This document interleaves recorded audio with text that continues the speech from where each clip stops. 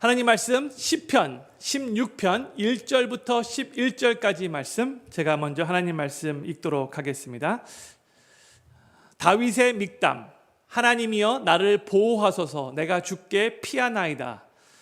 내가 여호와께 아뢰되 주는 나의 주시오니 주 밖에는 나의 복이 없다 하였나이다.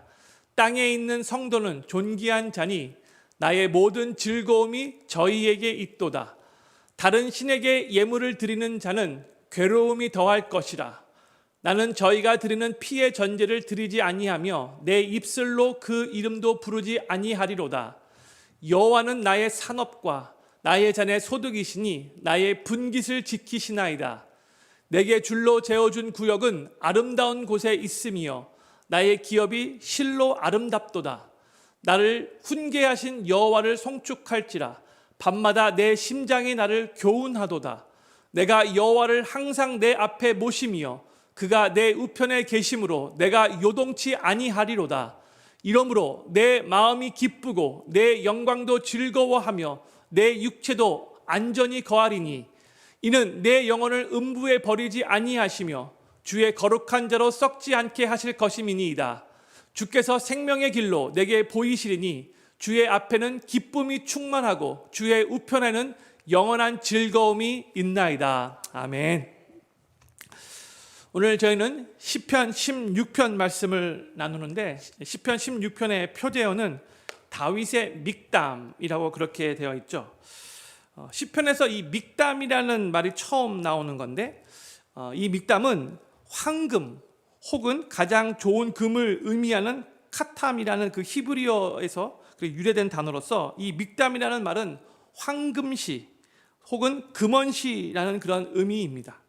그러니까 그만큼 삶의 황금과 같이 아주 가치 있고 중요한 교훈을 주는 시라는 그런 의미로 해석할 수 있어요. 그리고 이 다윗의 믹담이라는 말은 표제어로 오늘 16편에 나왔지만 또 시편 56편부터 시편 60편에 더 5번 더 이렇게 표제어로 사용됩니다. 다윗이 이 시편 16편을 어떤 배경에서 지었는지 표제어에서는 알려주고 있지 않지만 오늘 본문 말씀 1절 보고 또 10절의 내용을 보면 다윗이 이 죽음의 위험에 처해 있었을 때에 그 위기의 상황에서 이 시를 지었음을 우리가 짐작할 수 있습니다. 이것을 생각하시면서 오늘 본문 말씀의 내용을 살펴보도록 하겠습니다. 1절 말씀 제가 다시 읽도록 하겠습니다. 하나님이여 나를 보호하소서. 내가 주께 피하나이다 했어요. 지금 다윗은 하나님을 부르고 있어요. 그리고 자신을 보호해달라고 간절하게 간구하고 있어요. 그러면서 그동안 시편에서 어떻게 보면 제일 많이 나왔던 그런 표현이라고 할 수 있는데 내가 주께 피합니다. 그렇게 또 고백하고 있죠. 다윗이 1절에서 한 이 고백을 통해 우리는 두 가지를 알 수 있습니다. 첫 번째는요, 다윗이 지금 큰 위기 가운데 아주 많이 힘들어하고 있는 상황이라는 것을 알 수 있어요. 그리고 두 번째로 다윗은 지금 그 위기의 상황 가운데서 그의 피난처가 되시는 하나님만을 의지하며 하나님을 신뢰하고 있다는 것을 또 알 수 있어요. 그런데 이 시편 16편의 특징이 뭐냐면 그동안 저희가 살펴보았던 다른 다윗의 그 시편과는 달리 이 16편이 끝날 때까지 다윗이 이 시 안에서 무엇 때문에 힘들어하고 있는지 나오지 않고요. 또한 다윗에게 그 위기의 상황에 처하게 했던 그 악인들에 대해서도 전혀 언급하고 있지 않아요. 여태까지 다윗이 보통 탄식시를 보면 많이 힘든 상황 가운데서 하나님 앞에 피한다라는 그런 그 시를 보면 무엇 때문에 특별히 악인들이 자기들에게 어떤 행동을 해서 참 많이 힘들다라는 그런 고백들이 나왔는데 이 시편 16편에서는 그런 내용이 전혀 나오고 있지 않고 있어요. 그냥 위기 상황 가운데서 그저 하나님께만 자신의 믿음의 고백을 올려드리면서 계속해서 기뻐하며 감사한 말만 고백하고 있어요. 시편 16편 말씀 쭉 읽어보면 다윗은 여전히 위기와 어려운 상황 가운데 처해 있었지만 다윗은 계속 하나님이 어떠한 분이신지를 고백하면서 하나님을 신뢰하고 찬양하며 하나님 안에서 기쁨과 감사를 고백하고 있습니다. 우리가 하나님을 신뢰한다라고 말할 때에 그 신뢰는요, 하나님이 뭐 어떻게 나에게 좀 잘 대주시겠지, 이 정도 차원으로 그저 희망사항 정도로 말하는 것이 아니고요, 하나님의 성품과 하나님의 그 약속의 말씀을 토대로 하나님의 신실하심과 하나님의 그 선하심을 믿으며 내 삶에 여전히 문제가 남아있다 할지라도 하나님께서 결국 내 삶을 지키시고 가장 좋은 길로 인도하실 것을 확신하면서 그 하나님 안에서 평강을 갖는 것, 그게 바로 하나님을 신뢰한다라는 그런 의미예요. 내가 원하는 것을 내가 원하는 때에 내가 원하는 방법으로 얻지 않는다 할지라도 하나님이 분명히 더 좋은 계획을 갖고 계심을 믿으면서 그 하나님만을 의지하는 것이 하나님을 신뢰한다는 뜻이죠. 저는 필그림교회 모든 성도님들이 어려운 위기의 상황 속에서도 우리의 삶을 가장 좋은 길로 인도하실 그 하나님을 믿고 신뢰하시면서 그 하나님께 피하시며 그 하나님 안에서 평강을 누리시는 삶을 살게 되기를 우리 구주 예수님의 이름으로 간절히 축원합니다. 이제 2절에서 다윗은 아주 유명한 고백을 합니다. 우리 2절 말씀을 같이 한번 읽도록 하겠습니다. 시작. 내가 여호와께 아뢰되 주는 나의 주시오니 주 밖에는 나의 복이 없다 하였나이다. 아멘. 지금 다윗이 큰 위기에 처해 있었어요. 자신의 그 생명이 위태할 정도의 큰 위기였어요.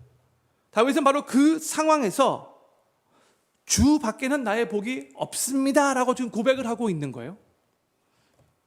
성도님들, 삶의 위기의 상황은요, 그 위기 때문에 우리가 정말 힘들고 낙심되고 정말 빨리 이 상황을 피했으면 좋겠다 하고 막 그냥 인상 쓰면서 그렇게 시간을 보낼 수도 있겠지만, 그 반대로 그 위기의 상황 속에서도 우리는 하나님만이 우리의 복이 되심을 고백하는 기회가 될 수 있다는 것을 기억하시기 바랍니다. 다윗이 주 밖에는 나의 복이 없다라고 고백을 했는데 너무나 멋진 고백이죠. 이 말은 결국 주님 외로는 내 삶에 더 좋은 것이 없다라는 그런 고백이에요. 주님만이 나의 삶의 행복이 되시고 나는 주님 한 분만으로 만족하고 나는 내 삶에 주님 한 분만 계시면 충분합니다 하는 이 고백인 거죠. 모든 사람들에게는 각자 이 desire, 다 욕구가 있어요. 그리고 그 욕구가 충족이 되면 보통 사람들은 행복을 느끼고, 또 그 욕구가 충족되지 않으면 난 참 불행하다라고 느끼면서 많이 힘들어하죠. 특히 사람들과 비교하면서. 근데 인간의 욕구는 먹고 마시는 생리적인 욕구뿐만이 아니라 정신적인 욕구도 있고 또한 영적인 욕구까지 아주 굉장히 다양합니다. 성도님들은 언제 행복을 느끼시고 언제 삶이 참 만족하다라고 생각되시며, 또 반대로 언제 불만족을 느끼시며 언제 불행하다라고 그런 생각이 드시는지요? 다른 사람들이 집을 아주 싸게 산 후에 그 다음에 집값이 막 오를 때, 지난 한 3년 동안 계속 그랬죠. 혹시 나에게는 집이 없다, 그러면 바로 그 상황에서 어떤 느낌이 드실까요?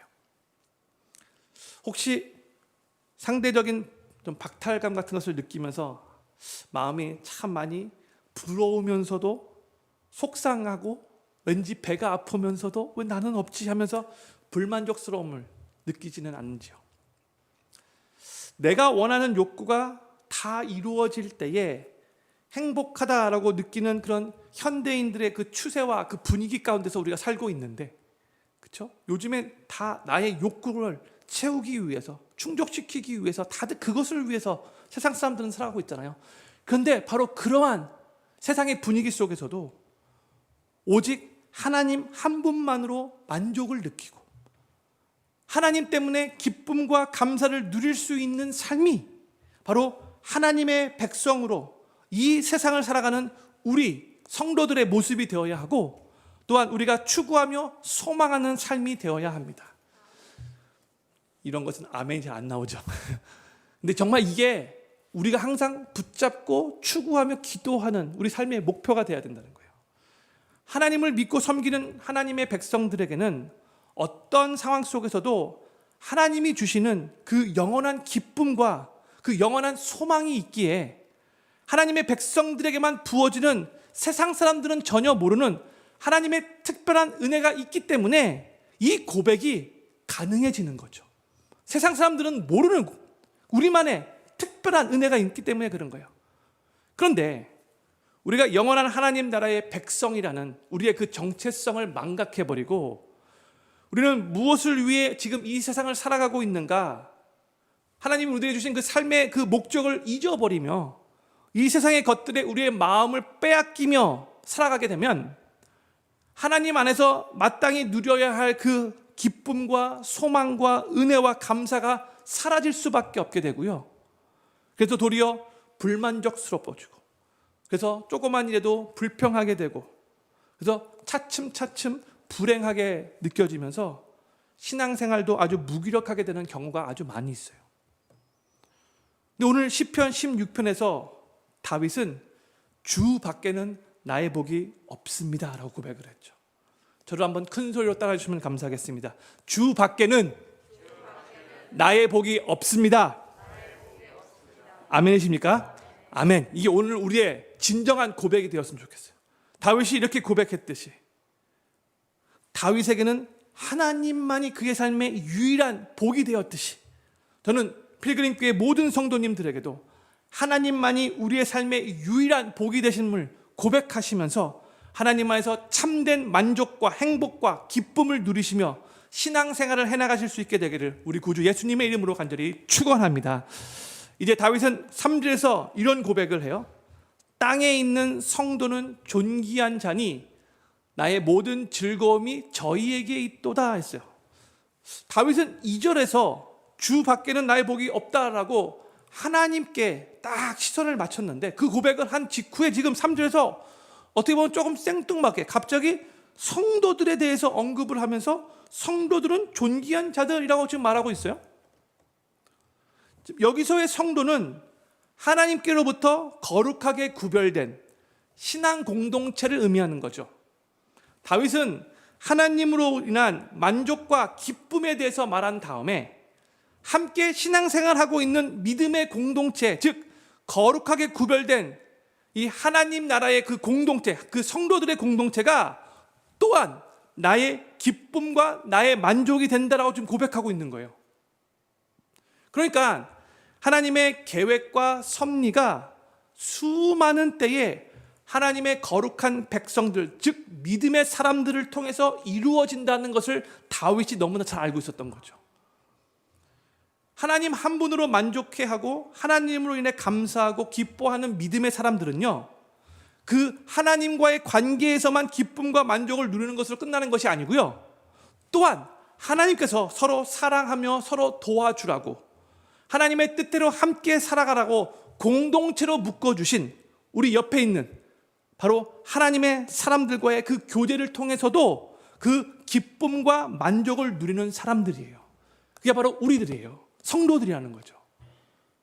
그러니까 나는 하나님과의 관계만 잘하면 된다, 거기에만 집중하면 된다라고 생각하면서 믿음의 공동체 안에 있는 다른 형제 자매들과의 관계는 등한시한다면 그 자체로 그건 모순이고요, 그것은 절대로 하나님의 뜻이 아니라는 것을 기억해야 돼요.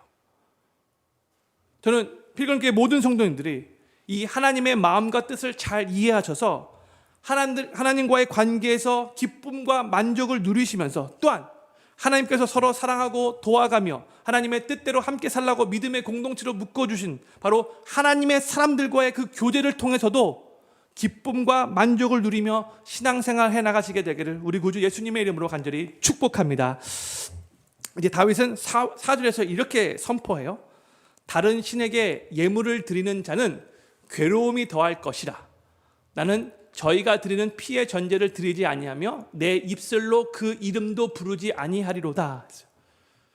여기서 다른 신에게 예물을 드리는 자, 이 말은 무엇을 의미하는가? 여기서 한국말로는 예물을 드리다라는 그런 번역이 됐는데 영어로 보면 run after라고 번역되어 있죠. 그러니까 히브리어 원어를 봐도 이게 마하르라는 단어가 사용되었는데 이 단어는 서두르다, 재촉하다, 영어로 번역으로 run after 하는 그런 뜻을 가지고 있는 단어예요. 그러니까 여기서 다른 신에게 예물을 드린다라는 이 말은요, 어떤 문제가 생겼을 때, 삶의 위기가 생겼을 때에 다른 신에게 서둘러 간다라는 그런 의미인 거죠. 근데 왜 한국말로는 그렇게 예물을 드린다라고 그렇게 번역되는지 잘 모르겠어요.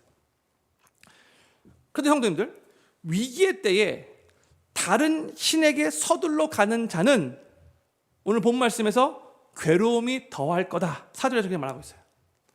괴로움이 더할 거래요. 급한 마음으로 다른 신에게 서둘러 가서 뭔가 도움을 받고 뭔가 문제가 해결되기를 간절히 바랬지만 문제는 해결되지 않고 도리어 괴로움만 더해진다고 하고 있어요. 그러면서 다윗은 나는 저희가 드리는 피의 전제를 드리지 않겠다라고 말하는데, 이 말은 이방 신들을 섬기는 자들이 행했던 그 당시에 이방 종교 제사를 드리지 않겠다라는 그런 말이고요. 그러면서 나는 다른 우상의 이름을 내 입술로 부르지 않겠다라고 지금 고백을 하고 있어요. 다윗이 지금 이렇게 고백하고 있는 이유는요, 그 당시가 이 사사 시대가 끝난 지가 얼마 안 된 그런 시기였잖아요. 그렇죠? 이 오늘 시편 16편이 다윗이 아직 왕이 되기 전이라고 보통 학자들이 생각을 하는데, 그렇죠? 사울이 왕으로 있었을 때인데, 그러면 이게 지금 사사 시대가 끝난 지 얼마 안 돼요. 그러니까 지금 사사 시대는 각자 자기 소견에 오른 대로 행했던 그런 시대잖아요. 구약의 암흑기 중에 암흑기잖아요.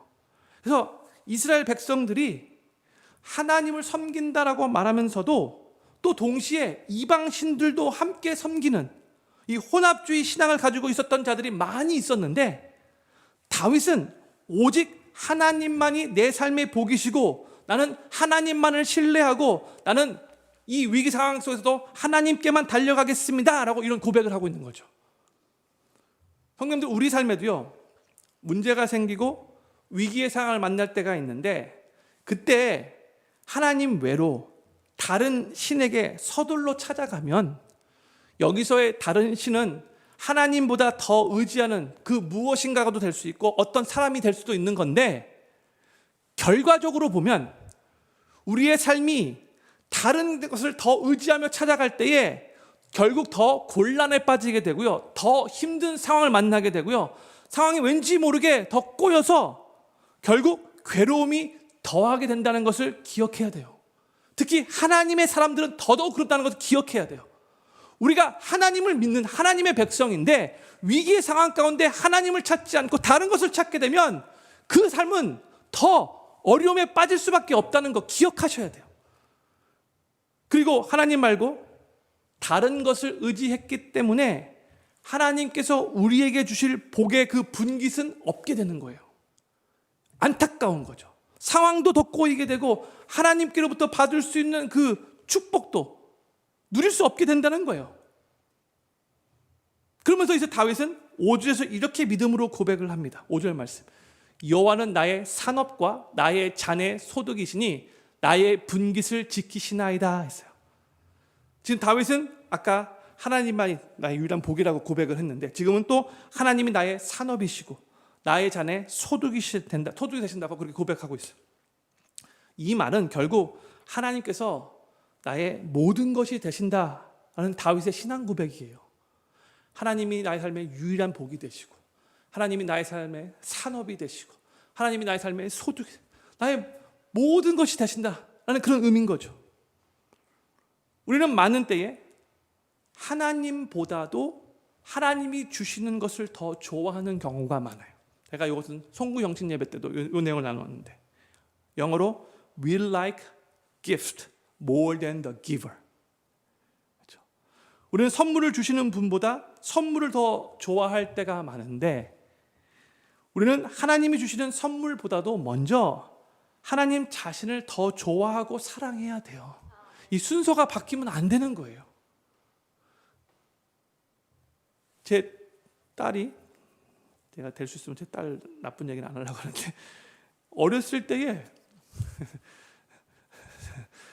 자기가 좋아하는 그 음식을 제가 투고해 가서 집에 이렇게 들어가는데 아빠 왔다 해야 되는데 그때 인앤아웃 버거였거든요.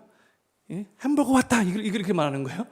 아빠가 햄버거를 갖고 왔는데 아빠가 온 게 아니라 햄버거가 온 거예요. 예? 아빠가 좀 서운하죠. 근데 우리가 많은 때에 이거 순서가 바뀌면 안 돼요. 하나님을 더 사랑하고 하나님을 더 좋아해야 되는데 우리는 하나님이 주시는 선물을 더 사랑하고 하나님 주시는 선물을 더 좋아한다는 거예요. 다윗은 하나님이 자신의 산업과 소득이 되신다라고 고백한 후에 하나님께서 나의 분깃을 지키신다라고 그렇게 말하고 있죠.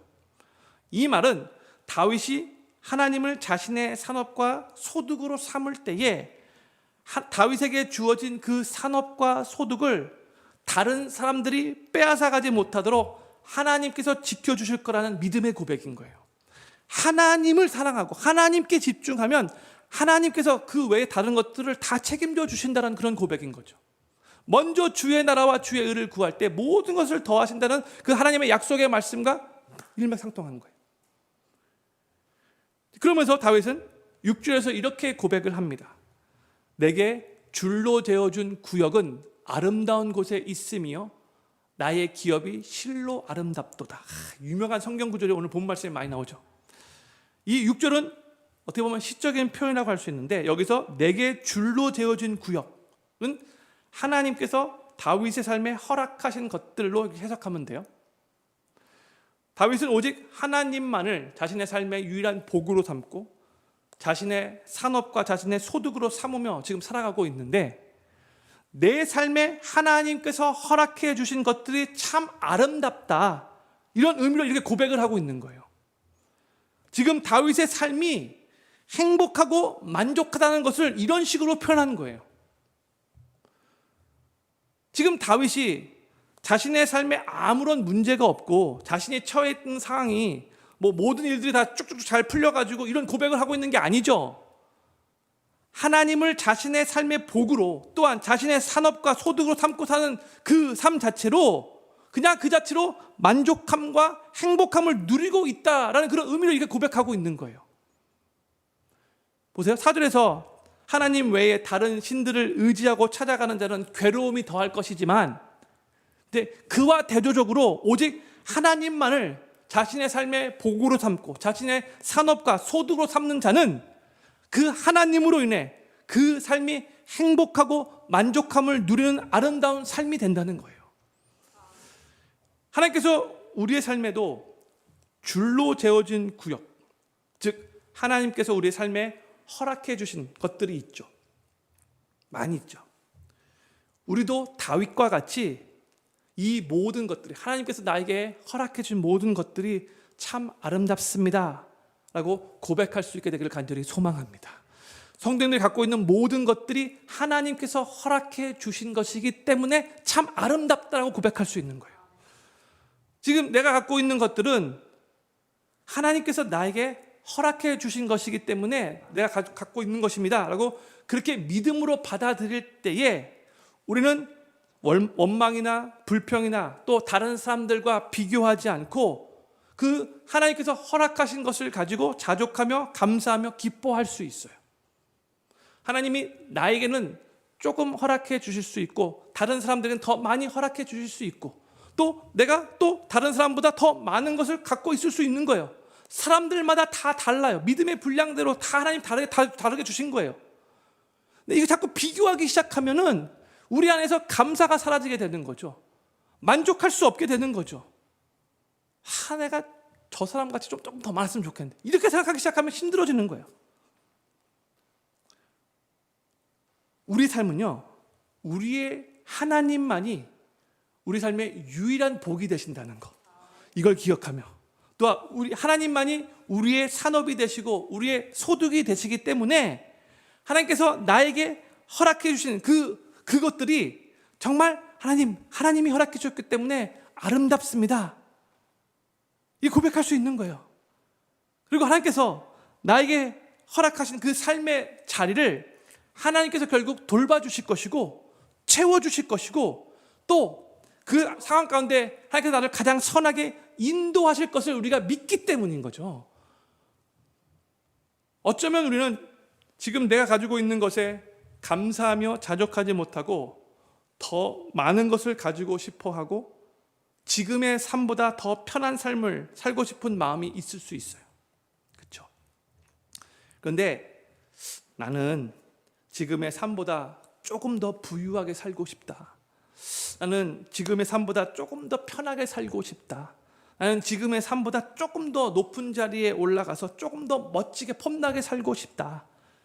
이런 마음을 가지고 있는 한 하나님이 내 삶에 허락하신 것들에 대해서 만족하며 감사하는 삶을 살기는 힘들어져요. 자족하며 그 상태로 감사할 수 있어야 된다는 거예요.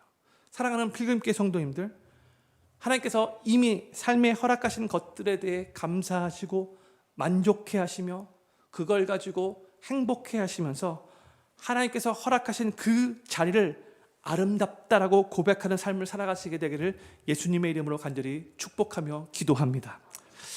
그런데 성도님들, 다윗이 이 1절에서 위기의 상황 가운데 뭐라고 이 시편 16편을 시작했죠?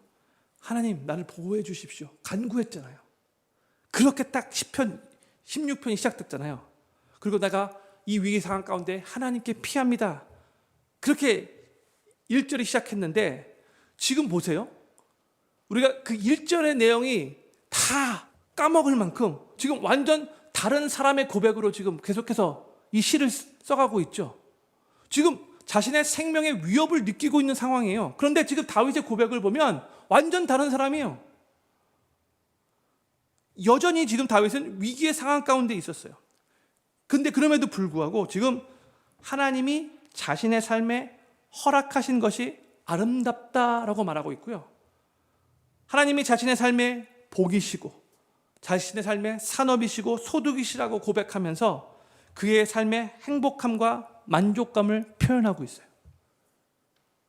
지금 다윗이 위기 가운데 피해간 바로 그 어렵고 힘든 자리도 아름답다라고 고백하고 있는 거죠. 이 관점에서 보면은요, 그 어떤 삶이라 할지라도 하나님 안에서는 다 아름다운 삶이 될 수 있다는 것을 믿으시기 바랍니다. 하나님 안에서는 다 가능한 거죠. 우리의 삶의 자리가 아름다우려면요, 다윗과 같이 늘 하나님을 신뢰하며 하나님을 우리의 삶의 복으로, 우리의 삶의 산업과 소득으로 삼고 하나님이 삶에 허락하신 것을 감사함으로 살아갈 수 있어야 돼요. 그럴 때 내가 있는 바로 그 자리가 너무나 아름답습니다 라고 마음에서부터 하나님 앞에 고백할 수 있는 거예요. 여기 계신 성도님들의 그 삶의 그 자리가 정말로 아름다운 자리라는 것을 늘 고백할 수 있으면 좋을 것 같아요. 하나님 때문에. 그런데 다윗이 그러한 삶을 계속 살아갈 수 있는 비결을 7절에서 우리들에게 말해주고 있어요. 7절 말씀. 나를 훈계하신 여호와를 송축할지라 밤마다 내 심장이 나를 교훈하도다 했어요.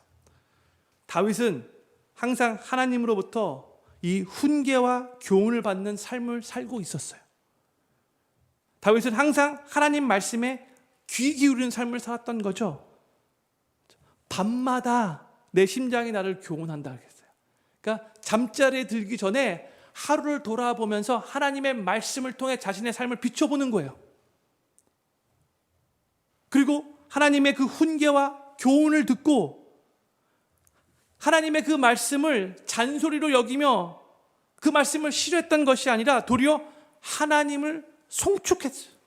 하나님을 찬양했어요. 우리 하나님은요, 하나님의 백성들을 사랑하시기 때문에 하나님의 말씀을 주셨어요. 하나님의 백성들이 행복한 삶을 살게 하기 위해서 하나님의 말씀을 주신 거예요. 하나님은 하나님의 말씀으로 하나님의 백성들을 인도하시고 하나님의 말씀으로 이끌어 가시며 그 앞길을 밝혀주세요. 힘들 때 하나님의 말씀으로 힘을 주시며 이끌어내시는 거죠. 능력을 베풀어 주시는 거죠. 어두움 가운데서도 빛을 보게 하시는 거죠. 하나님 말씀을 통해서. 그런데 우리가 잘못된 길을 갈 때도 있잖아요. 그때 하나님께서 우리를 올바른 길로 인도하시기 위해 그때 하나님께서 또 우리들에게 말씀을 주시는데 그때는 하나님의 말씀이 우리에게 훈계의 말씀이 되고 교훈의 말씀이 되고 때로는 책망의 말씀이 되기도 하는 거죠. 그래서 그때의 그 하나님의 말씀은 아프게 다가와요. 살을 도려낸 듯한 그런 아픔이 있어요. 내가 하나님의 말씀에 내 삶을 비춰볼 때에 내 삶이 동떨어져 있다면 그 말씀이 책망의 말씀이 되는 거고 훈계의 말씀이 되는 거예요. 그래서 우리는 그 하나님의 훈계의 말씀과 책망의 말씀을 들을 때에 별로 좋아하지 않아요. 그리고 그 말씀 될 수 있으면 멀리 하려고 하는 경향이 생겨요. 안 듣고 싶어요. 갈등해요. 이런 생각이 들죠. 안 들었으면 더 좋았을까 이런 생각이 들어요. 그런데 다윗은 하나님의 그 훈계와 교훈의 말씀을 듣고 갈등하면서 멀리했던 것이 아니고요, 그 하나님 말씀을 달게 받고요, 도리어 하나님 저를 올바른 길로 인도해 주셔서 하나님 감사합니다 하고 하나님을 송축했어요. 이게 다윗의 삶을 통해서 우리가 배워야 할 중요한 점이죠. 사랑하는 필금교 성도님들, 하나님의 사랑과 하나님의 은혜와 하나님의 기쁨과 하나님의 평강을 받는 그 복을 누리시면서도 또 동시에 하나님의 훈계와 하나님의 교훈과 하나님의 책망을 받는 복도 누리실 수 있게 되기를 예수님의 이름으로 간절히 축복합니다.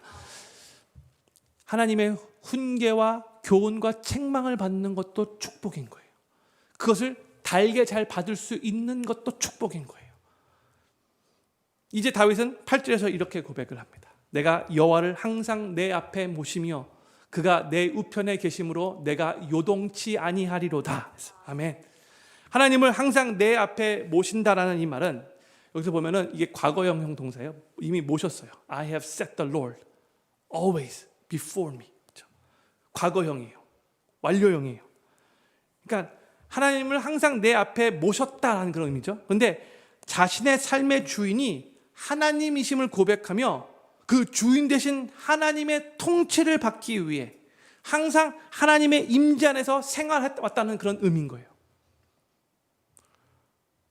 이것은 필요할 때만 하나님을 찾은 것이 아니고요, 항상 매 순간 하나님을 인정하며 하나님의 통치를 받으며 살기 위해 최선을 다해 노력했다는 다윗의 고백이에요.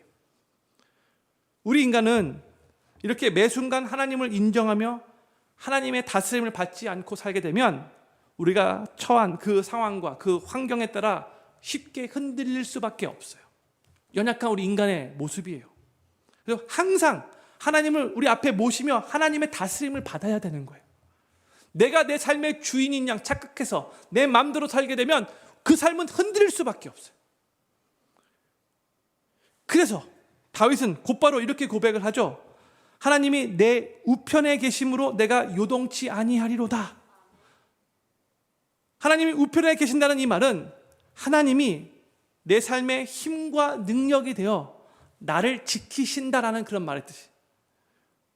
사랑하는 필교회 성도님들, 하나님을 우리 앞에 모실 때에 하나님을 우리 삶의 주인으로 인정하고 그 하나님의 다스림을 받기 위해 최선을 다해 노력할 때에 하나님이 우리의 우편에서 우리의 삶의 힘과 능력이 되시어 우리를 지키실 것이고 그로 인해 우리의 삶이 요동치 않게 될 것을 믿으시기 바랍니다. 저는 필그림교회 모든 성도님들이 항상 하나님을 삶의 주인으로 모셔드리고 하나님의 통치를 받으시면서 하나님의 그 임재 안에 살아가시며 우리의 삶의 힘과 능력이 되어 우리 삶을 지키시는 그 하나님으로 인해 그 삶이 요동치 않고 더욱더 견고하게 되기를 우리 구주 예수님의 이름으로 간절히 축원합니다.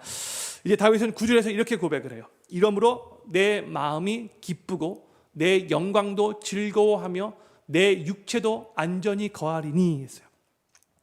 여기서 이제 두 번째, 내 영광도 즐거워하며라고 그렇게 말을 하고 있는데 한국말로는 영광이라고 그렇게 번역되어 있는데 히브리어 원어를 보면 이 단어는 카보드라는 그런 단어인데 보편적으로 영광이라고 번역되는 단어가 맞아요. 그런데 또 동시에 영이라고도 번역될 수 있는 단어래요. 그러니까 많은 학자들은 이 문맥을 봤을 때에 여기서는 영광보다도 영으로 번역되는 것이 좀 더 나은 번역이라고 그렇게 보통 말을 해요. 보세요. 다윗은 이 구절에서 하나님으로 인해 기쁨과 즐거움과 안전을 누린다라고 지금 고백을 하고 있는데 보세요. 자신의 마음과 영광 대신 영으로 번역을 하면 자신의 영과 또 자신의 그 육체를 다 언급하면서 하나님을 항상 그 앞에 모심으로 인해서 전 인격적인 기쁨과 평강과 안전을 누리고 있음을 고백하고 있는 거예요. 그러면서 10절에서는 이렇게 고백을 합니다. 이는 내 영혼을 음부에 버리지 아니하시며 주의 거룩한 자로 썩지 않게 하실 것임이니이다 했어요. 이 10절의 말씀은 다윗이 하나님께서 자신을 원수의 위협으로부터 지키셔서 자신을 죽음의 위기에 그냥 내버려 두지 않으실 거라는 그런 믿음의 고백인 거예요. 그런데 1차적으로는 다윗이 바로 그런 의미로 이렇게 고백을 했는데, 나중에 베드로가 오순절 성령 강림 사건 때 성령으로 충만해져서 복음을 전할 때 이 내용을 인용해서 예수님의 부활에 대해 설교를 합니다. 사도행전 2장 31절 말씀이요. 미리 보는 거로 그리스도의 부활하심을 말하되 저가 음부의 버림이 되지 않고 육신이 썩음을 당하지 아니하시리라 하더니 했죠. 그러니까 오늘 본문 말씀 시편 16편 10절 말씀을 베드로가 인용해서 이렇게 설교를 한 거예요. 그러니까 다윗이 시편 16편 10절에서 이 고백을 했을 때에 자신의 이 고백이 나중에 메시아의 부활을 예언하는 것이 될 거라고 알면서 그렇게 고백한 것은 아니겠지만, 다윗의 이 고백은 1차적으로 자신의 그 위기의 상황 가운데 자신의 생명을 지켜주실 하나님을 믿음으로 고백한 것이 되었고요. 그리고 또 2차적으로는 예수님의 부활을 의미하는 고백이 되었어요. 그러면서 다윗은 이제 11절에서 이런 고백으로 시편 16편을 마무리합니다. 주께서 생명의 길로 내게 보이시리니 주의 앞에는 기쁨이 충만하고 주의 우편에는 영원한 즐거움이 있나이다. 여기 11절에서의 생명의 길은 이 세상에서의 육신적인 생명의 길을 말하는 것이 아니고요, 영원한 생명의 길을 의미하는 거예요. 9절과 10절에서는 육신적인 그런 생명을 말했다면 11절에서는 이제 영원한 생명을 의미하는 거죠. 그리고 보세요. 주의 우편에는 영원한 즐거움이 있다라고 고백하고 있죠. 그러니까 다윗은 이 땅에서의 잠깐 맛보는 그런 즐거움이 아니라 하나님께서 결국 허락하실 저 영원한 하나님 나라에서의 영원한 즐거움을 고백하면서 시편 16편을 마무리하고 있다는 거예요. 다윗은 시편 16편 1절에서 자신의 그 육신의 생명의 보호를 위해 하나님께 간구하면서 이 시를 시작했었는데, 이제 이 시편 16편 맨 마지막 구절인 11절에서는 자신의 영원한 생명과 영원한 즐거움에 대해서 고백하면서 영생의 소망을 가지고 이 시편을 마무리하고 있어요. 성도님들, 우리의 시선도요, 일단은 이 땅에서의 생명과 이 땅에서의 기쁨과 즐거움에 일단은 우리가 관심이 가게 되잖아요. 그런데 그 관심이 이 땅에서의 그 생명과 기쁨과 즐거움에서만 머물러서는 안 되고요, 결국 하나님께서 우리에게 허락하실 그 영원한 생명, 영원한 기쁨을 우리가 더욱 사모하면서 그 영원한 가치를 바라보며 우리가 이 땅을 계속해서 살아가야 되는 거예요. 저는 필그림교회 모든 성도님들이 이 땅에서의 생명과 기쁨에만 관심을 두며 살아가시는 것이 아니라 하나님 나라에서 영원히 누리게 될 그 영원한 생명과 영원한 기쁨에 더욱더 관심을 두시면서 그 영원한 가치를 위해 이 땅을 계속해서 살아가실 수 있게 되기를 우리 구주 예수님의 이름으로 간절히 축원합니다. 아멘. 오늘은 제가 축원합니다를 너무나 많이 외쳤는데 그러다 보니까 기도 제목도 8가지나 있어요. 잘 보일지 모르겠지만 그래도 제가 오늘 기도 제목 8가지를 읽고 같이 시편의 기도 하나님 앞에 올려드리기를 소망합니다. 첫 번째 기도 제목입니다. 위기의 상황 속에서도 가장 좋은 길로 인도하실 하나님을 신뢰하면서 하나님께 피하며 평강을 누리게 하소서. 아멘. 두 번째, 하나님만이 우리의 삶의 유일한 복이심을 고백하며 하나님 안에서 참된 만족과 기쁨을 누리게 하소서. 아멘. 세 번째, 하나님과의 관계에서 기쁨과 만족을 누리면서 또한 하나님의 사람들과의 교제를 통해서도 기쁨과 만족을 누리게 하소서. 네 번째, 하나님이 주시는 선물보다 하나님을 더 좋아하고 사랑하게 하소서. 다섯 번째, 하나님께서 이미 허락하신 것들에 대해 감사하고 만족하면서 하나님이 허락하신 자리도 아름답게 만들어가게 하소서. 여섯 번째, 하나님의 훈계와 교훈을 달게 받는 복을 누리게 하소서. 7번째, 항상 하나님을 삶의 주인으로 모셔드리고 하나님의 통치를 받으면서 삶이 요동치 않고 견고해지게 하소서. 마지막 8번째, 이 땅에서의 생명과 기쁨에만 관심을 두지 않고 영원한 생명과 기쁨에 더 관심을 두며 영원한 가치를 위해 살아가게 하소서. 아멘. 오늘 8가지 이 기도 제목들을 우리 마음에 품고 이 시편의 기도를 먼저 하나님 앞에 올려드리기를 원합니다. 기도하겠습니다.